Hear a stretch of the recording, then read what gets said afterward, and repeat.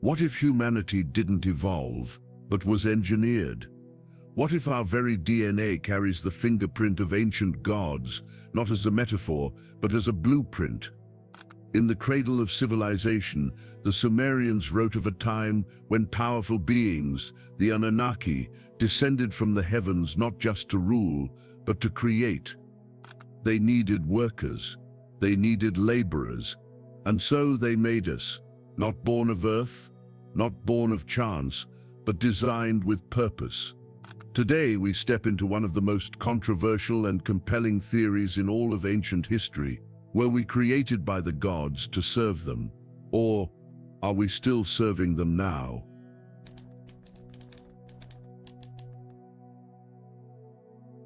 The story of humanity's origin has taken many forms: dust and breath, clay and soul, evolution and chance. But among the oldest of all these narratives lies one far more specific and far more unsettling. According to the Sumerians, mankind was not the masterpiece of a loving deity, nor the byproduct of evolution. Instead, we were manufactured by divine beings who came from the stars. This story begins with the Anunnaki, who, according to the myth, descended to Earth not as creators of life, but as overseers of labor. The Atrahasis Epic, a key Mesopotamian text, tells us that the lesser gods, known as the Igigi, were forced to toil endlessly, digging canals, shaping the land, and maintaining order on Earth. Eventually, these gods rebelled, weary of their endless work. In response, the great gods convened a council. Enki, the god of wisdom and creation, proposed a radical solution. Let us create a worker. Let us fashion a being who will bear the yoke. This wasn't a spiritual awakening. It was a technical challenge. The gods didn't magically summon humanity. They crafted it. They gathered clay from the earth, symbol of physical matter, and mixed it with the essence of a slain god, a divine spark, or what some interpret as genetic material. The result was the first prototype of humankind. The Sumerians even described the process in ritualistic detail. The birth goddess Ninhursag, also called Ninema, shaped the body. Enki infused it with divine life. A sacred womb, referred to as the clay vessel, was used to incubate the first human being. This fusion of earthly and divine components wasn't accidental, it was intentional. And the purpose? Labor. Humanity's initial role was not as stewards of the earth or children of the divine, but as servants to the gods. The tablets speak of early humans working in temples, carrying bricks, harvesting crops, and offering sacrifices, not to please, but to fulfill a function. It's a chilling idea that the Anunnaki didn't create us out of compassion, but out of necessity. But the story doesn't stop there. Like any prototype, the first humans were flawed. Some couldn't speak, others were infertile. The gods had to refine their creation, performing what modern readers might interpret as genetic corrections. One by one, adjustments were made until the perfect model emerged, a human capable of speech, reproduction, and obedience. Even more intriguing is how these texts emphasize deliberate design, a clear separation from natural evolution.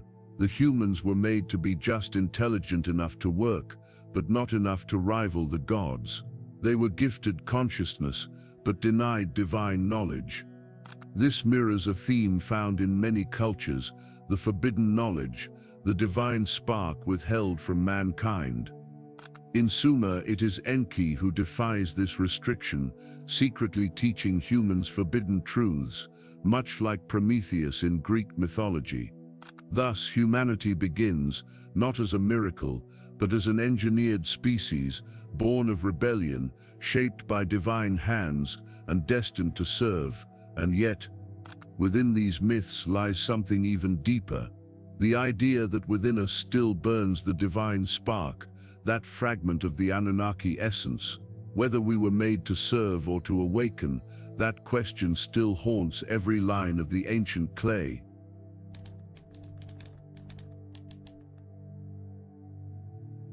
To understand the full implications of the Sumerian creation story, we must shift our perception.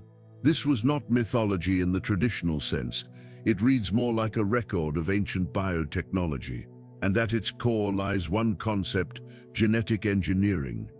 When the Anunnaki decided to create humans to relieve themselves of physical labor, they didn't conjure beings out of thin air. The Atrahasis Epic and other tablets explicitly describe a process, one that echoes eerily with modern concepts of genetic manipulation, cloning, and hybridization. The materials used: clay from the earth, the symbolic representation of organic matter, or perhaps even DNA itself. The blood of a god, not simply a metaphor, but potentially a reference to the infusion of divine genetic material. Together, these ingredients formed the Lulu Amalu, the mixed man, the worker being, crafting a hybrid species. In the myth, Enki and Ninursid were the architects of this biological fusion. Enki, god of wisdom, held the knowledge of life and form. Ninursid, goddess of birth, was the one who shaped the vessel.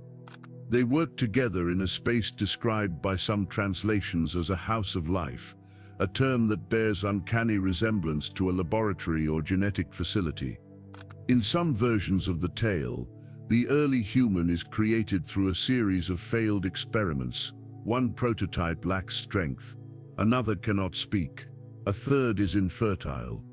Each failure leads to a refinement, an adjustment, and the successful model is created, a fully functional, obedient worker, capable of surviving on Earth, performing labor and reproducing to sustain the workforce. Modern geneticists might recognize this process as akin to trial-and-error bioengineering, isolating gene sequences, modifying them, testing for viability. But how could ancient people describe such advanced concepts unless they were recording real events, even if through the lens of symbolic language? Even the birth process of humanity is described in ritualistic detail that sounds shockingly technical. A divine womb, possibly symbolic of an artificial incubation chamber. A series of consecrated rituals, perhaps sterilization, sequencing, or cloning steps. The use of sacrificed blood, possibly indicating the use of stem cells, DNA extraction, or hybrid mitochondrial transfer. The Sumerians had no microscopes, no understanding of double helix DNA. And yet, they spoke of the mixing of essences, the shaping of man, the infusion of life, the failures and corrections. Is this merely myth, or a message encrypted in myth? Many believe this ancient genetic tampering explains a long-standing mystery in science, the sudden emergence of Homo sapiens. Anthropologists have long debated what they call the missing link, the leap from early hominids to modern humans. Roughly 200,000 years ago, there was an abrupt cognitive and physical evolution. Language, tool use, and brain volume increased almost overnight in evolutionary terms. Could this be the moment the Anunnaki intervened? The story doesn't end with creation. According to the tablets, humans were not left free.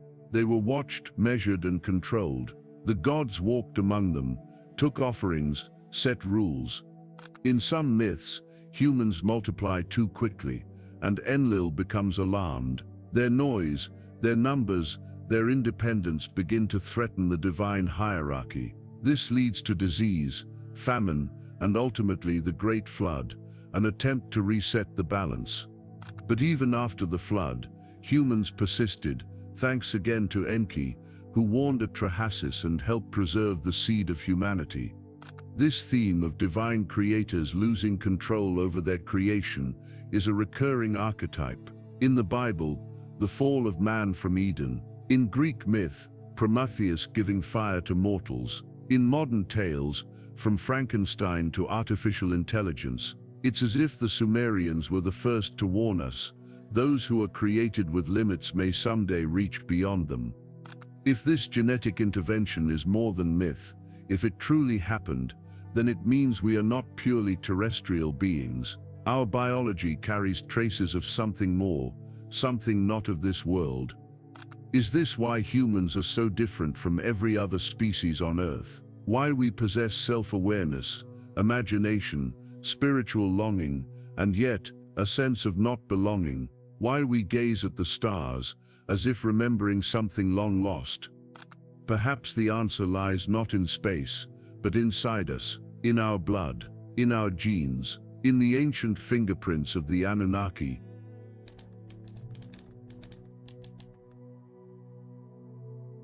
While the story of the Anunnaki is rooted in the clay of Mesopotamia, its themes are universal, echoing across continents and cultures that, in theory, had no contact with one another.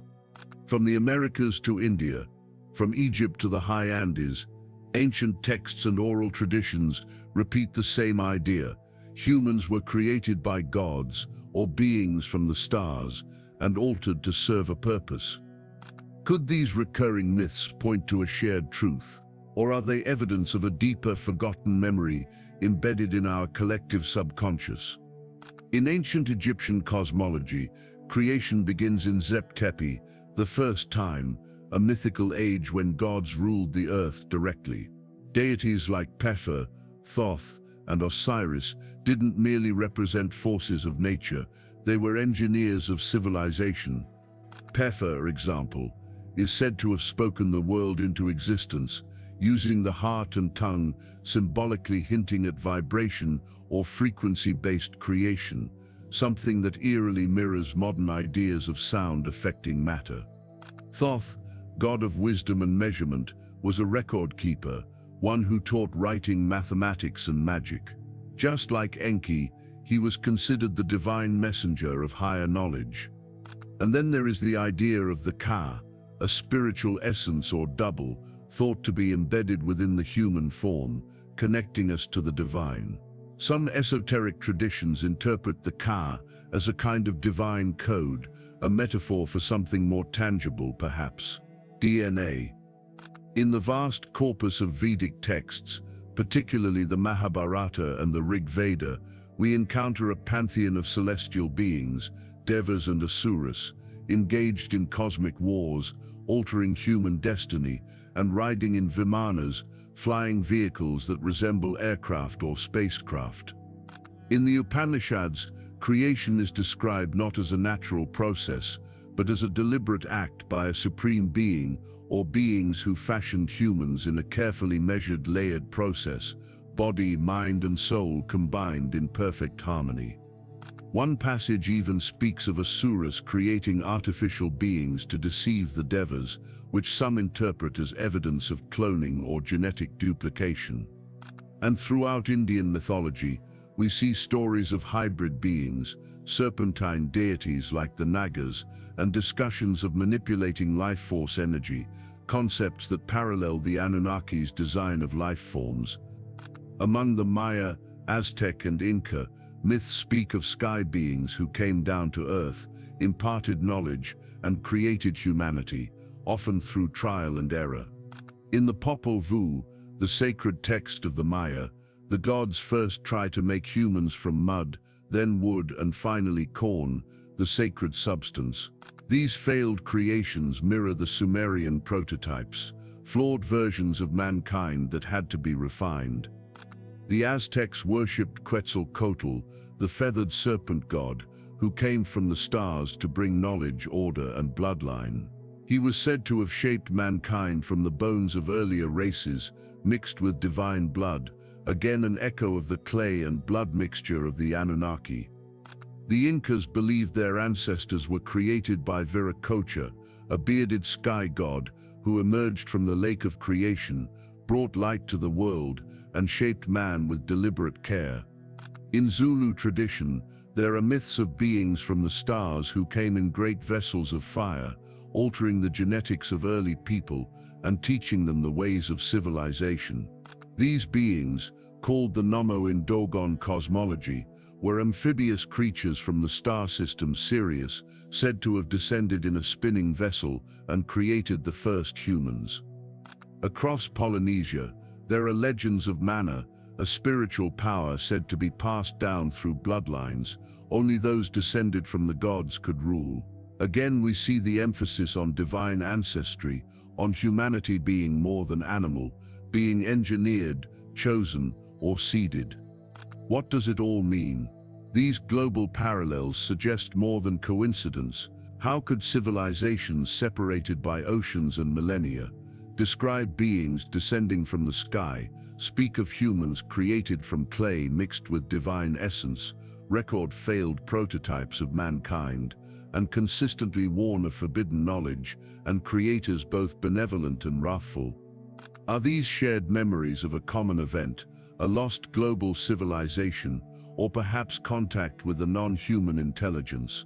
Or are they simply universal archetypes, expressions of humanity's attempt to understand its own existence? Either way, the myths persist, and taken together, they paint a picture not of evolution alone, but of intervention, a genetic legacy scattered across the world, waiting to be remembered.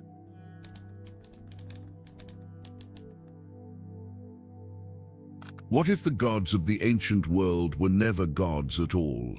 What if the myths we've inherited for thousands of years are not fiction, but fragments of historical memory, misunderstood accounts of real physical beings who came from the stars? This is the premise at the heart of the ancient astronaut theory, a controversial yet captivating idea that suggests extraterrestrial visitors intervened in humanity's development, particularly in our genetic engineering and cultural acceleration. And at the core of this theory are the Anunnaki. The theory was popularized by Zecharia Sitchin, an independent scholar who shook the academic world in 1976 with the release of his book, The 12th Planet. In it, Sitchin proposed a bold reinterpretation of the Sumerian texts, not as allegory, but as literal history. His core claims the Anunnaki were extraterrestrial beings from a distant planet called Nibiru, which follows an elongated elliptical orbit and only approaches Earth every 3,600 years. These beings came to Earth in search of gold, not for wealth, but to repair their planet's atmosphere. Facing difficult conditions, the Anunnaki genetically engineered primitive hominids already present on Earth, using their own DNA to create a hybrid species, humans. These early humans were designed as laborers, mainly to work in mines and temples. To support his theory, Sitchin cited Sumerian depictions of flying discs, strange helmets, star maps, and the deliberate language used in the Enuma Elish and Atrahasis Epic, which described gods descending from the heavens in fiery chariots and creating mankind as a functional tool. Proponents of the theory point to numerous ancient artifacts and writings as evidence: vimanas in Indian texts, flying crafts capable of war and long-distance travel, pyramid alignments that reflect star positions and astronomical knowledge, carvings and figures that seem to depict beings in helmets, suits, or using strange tools, possibly ancient depictions of astronauts or engineers. They also cite the sudden appearance of advanced agriculture and metallurgy, laws and mathematics writing systems, all of which appear to arrive suddenly and fully formed, especially in Sumer. How, they ask, could such a primitive society leap forward so dramatically without outside influence? Mainstream scholars remain deeply critical of Sitchin's work. Linguists argue that many of his translations of Sumerian terms are flawed or outright incorrect. Astronomers dispute the existence of Nibiru. Archaeologists emphasize that technological development can occur naturally through observation and experimentation, not necessarily through alien instruction. They accuse the ancient astronaut theory of being intellectually lazy, of attributing humanity's achievements to outsiders instead of acknowledging ancient people's ingenuity. But supporters of the theory reply with a different concern. Why are ancient texts so often dismissed as fantasy when they're the only records we have of early human memory? If the Sumerians clearly described beings who came from the sky and created humans, should we not at least entertain the possibility that they were describing real experiences?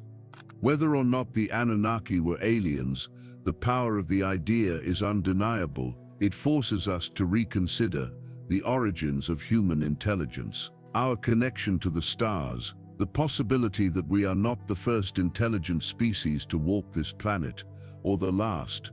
And more than that, it shifts the narrative of creation from divine miracle or random evolution to something far more complex and potentially far more true. We may be a blend of earth and stars, of primitive dust and cosmic design. The gods may not be watching us from above. They may be a part of us, coded into our DNA, waiting to awaken.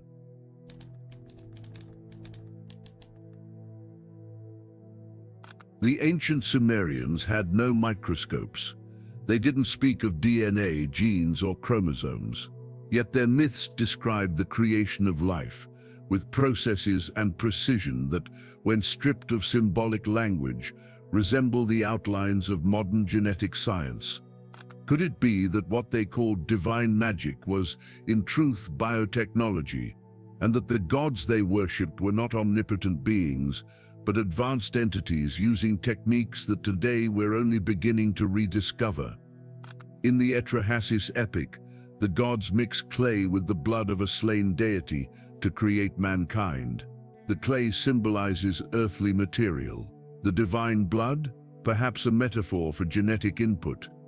Today we understand how a few strands of DNA, fragments of code, can create entirely new forms of life. We speak of CRISPR, of gene editing, of cloning sheep and synthesizing organs in labs.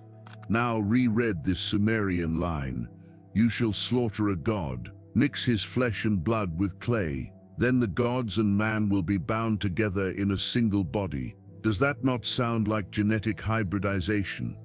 Some tablets reference the use of a clay vessel, a sacred womb where the first humans were brought to life. In modern terms, this resembles the concept of an artificial womb or in vitro gestation. The process was not perfect. The myths speak of early humans who could not speak, who had no strength, or who failed to reproduce. Each failure required modification, a kind of early prototype testing and refinement.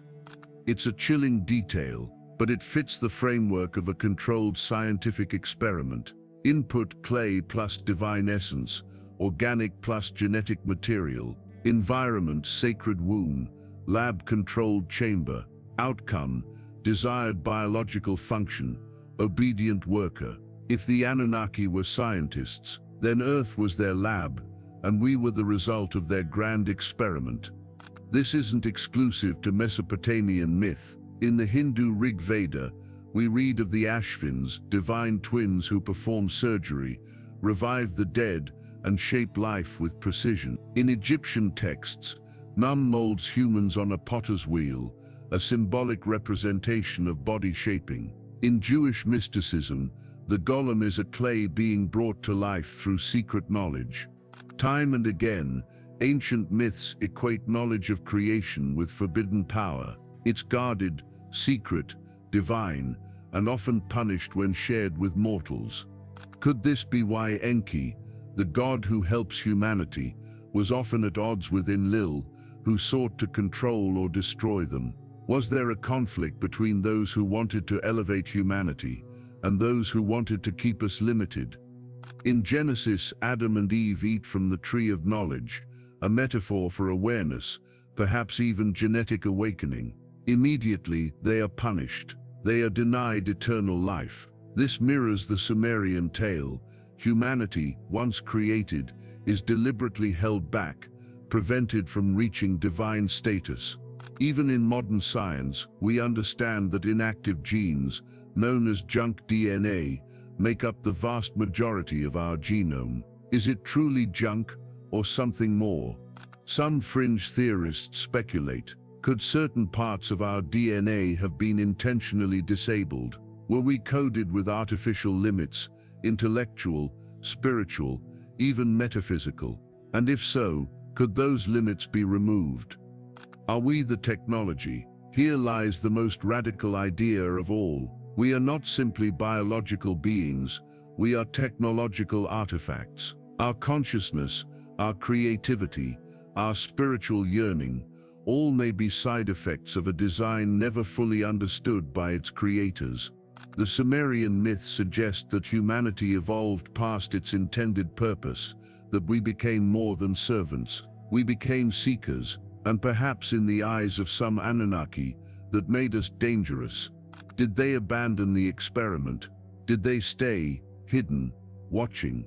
Or did they leave behind something more powerful than machines or monuments, a code, written in blood, waiting to awaken?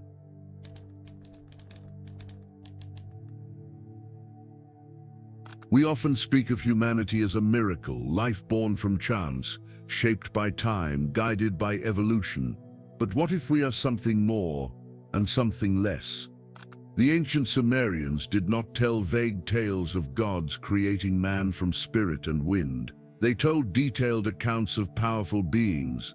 The Anunnaki, who came from the heavens, grew weary of their burdens and built us as a solution. We were not their children. We were their tools, born of clay, infused with the blood of the divine, shaped, adjusted, tested until perfected, a workforce, a project. Perhaps, in the eyes of our creators, property. But something happened. Somewhere in that mixture of earth and stardust, something ignited, an echo of curiosity, a whisper of rebellion, a longing not just to serve, but to understand, to explore, to become. That spark, whether by design or by accident, became what we call consciousness, and with it came questions the gods never wanted us to ask. Who are we really? Why were we created? And what happened to our creators? Did they leave? Did they destroy themselves? Or are they still here, ruling from the shadows? Because if we were engineered, if our very essence is shaped by a foreign intelligence, then we must also ask, what else did they leave behind?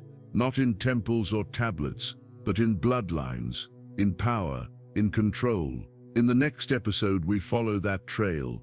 We'll explore the theory that the Anunnaki didn't just create humanity and vanish. Instead, they left a legacy of royal bloodlines, divine kingship, and global control that may still shape our world today. They came as gods, they left as myth, but perhaps they never truly left at all.